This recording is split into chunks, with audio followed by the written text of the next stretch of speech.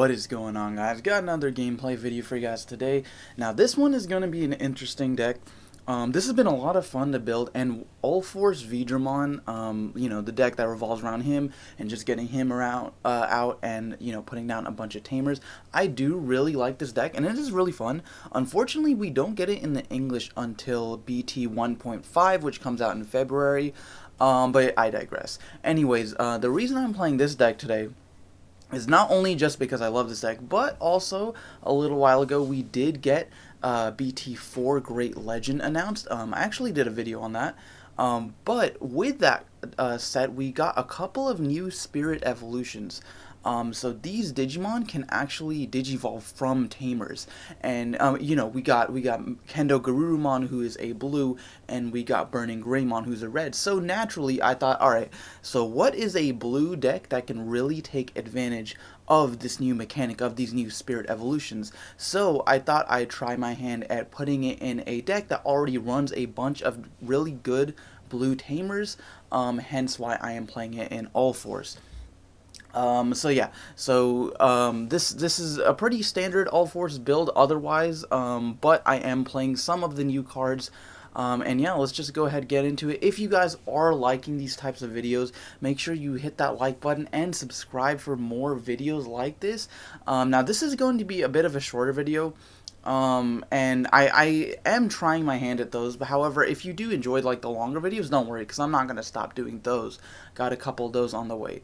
But anyways, I've kind of been rambling on. But yeah, let's just go ahead and get into the commentary. So, like I said, I'm playing Ulforce at the bottom. My opponent is playing what is arguably one of the best decks in the game right now, which is kind of like, well, he's playing like the mono red version. I would say red Omnimon Turbo, with Blitz Greymon, Omnimon Alter S, and regular Omnimon as we saw over there. So this is just a very powerful deck for multiple reasons. One, you got a lot of good support cards, like things like Biomon and, cheap red rookies like Monodramon. And then as well as that, you've got just good cards that help facilitate your mega plays. You got things like Greymon, who can give any red Digimon on top of him a security attack +1.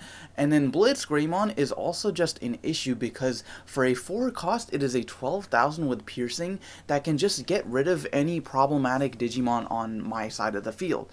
So that is going to be an issue, especially when my deck's whole goal is to get out Ulforce Digimon or the Leopardmon I have in my hand, which really helps with, those aggressive jamming plays. But if he manages to drop something before I can do that, that might be an issue. Now, I am actually going to get Ulforce on the field first. I do have the Rina Shinomiya on my field, so I'm looking at a couple of attacks at minimum. Plus, Ulforce has a lot of really good materials underneath him, so I don't really even care that my security is being reduced right now, like it's at 3, but next turn I've got attacks with the Vmon down in my raising area, I've got multiple attacks with my Ulforce, and then I'll be able to draw a couple of cards actually off of those guys' effects, if I choose to attack with both of them. But yeah, so my opponent has a couple of rookies on field.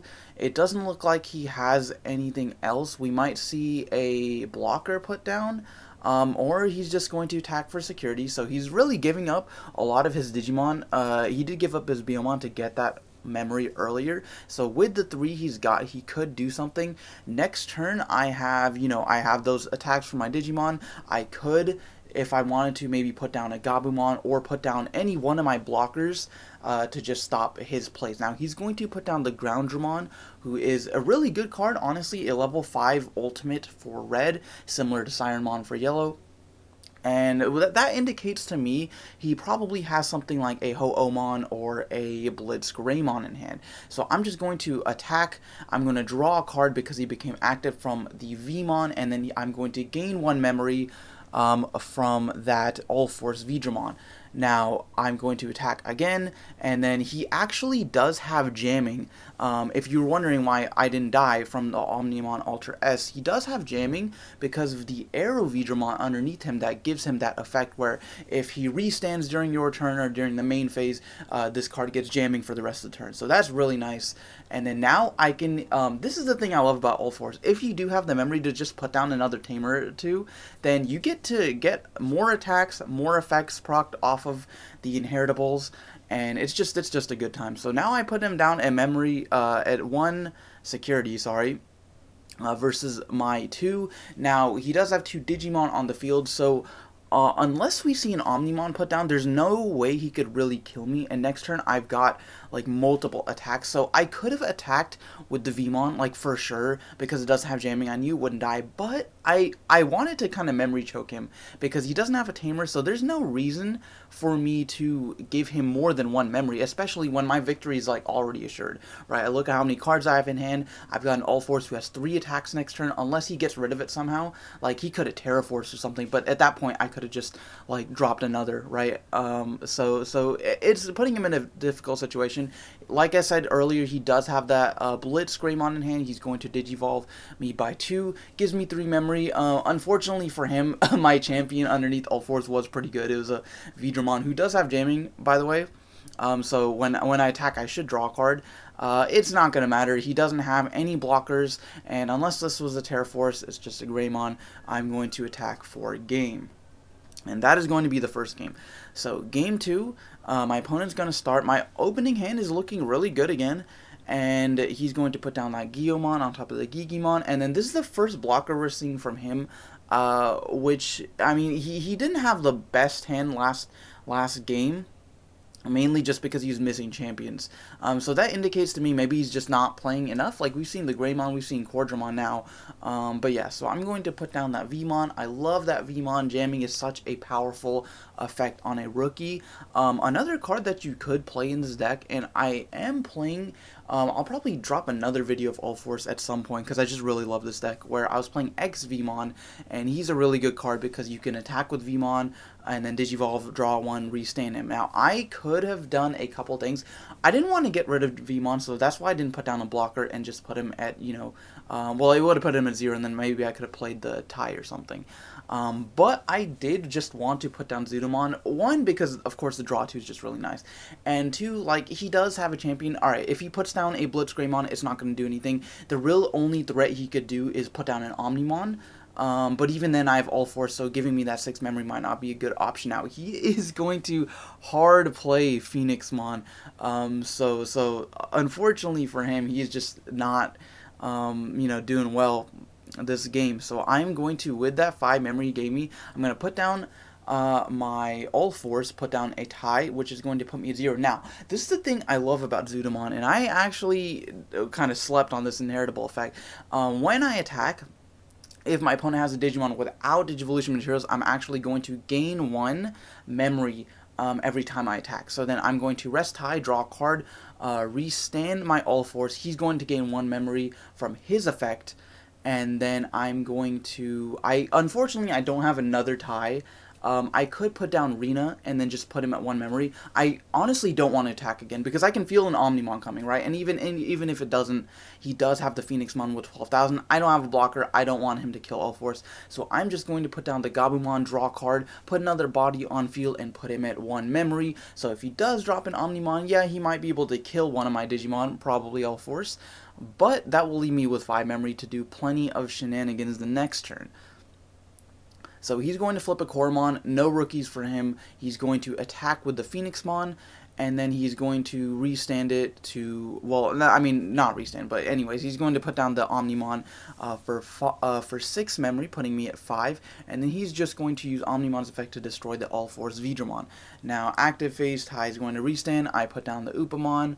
And then I did actually draw a Kendo Garurumon here, who I could put down. And the good thing about him, right, there's a couple of issues with this new mechanic, at least in Ulforce.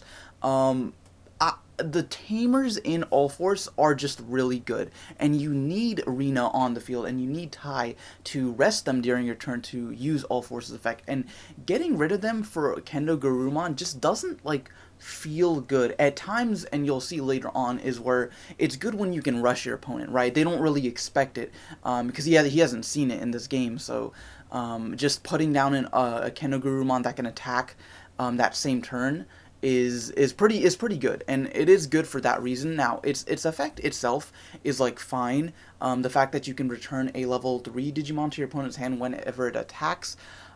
But it just in Ulforce, it feels like it's almost unnecessary because you do want to keep your tamers on the field for Ulforce, and maybe if you have a Vidramon or regular Vidramon or something you want to draw. Um, and just sometimes it feels like there are better options. Like 3 memory is a lot to pay for like something that's a champion, something that's like not your game winner. It's just like a facilitating, like facilitates your play, just an extra card. So I am going to put down the Kendo Gurumon just because I do have the memory. But arguably a better play might have just been to put down the Arrow Vidramon and then put down Ulforce right afterwards. But I'm just going to go ahead and attack with the Kendo Gurumon because there's an extra body I have. I don't really need it, and I don't plan on Digivolving on top of it because it doesn't really have any good inheritable effects. I run into the Omnimon, that's fine, and then I'm just going to put down the Arrow Force. I said Arrow Force, Arrow Vidramon, on top of the Grizzlymon, not Grizzlymon, the Gorillamon, the Gorilla guy, most likely, yep. And then that's going to leave him at 3, so he could, like, he's not going to be able to drop another Omnimon, and he doesn't have more than 2 attacks, because his Omnimon's already used his effect, and he doesn't have a rookie coming out.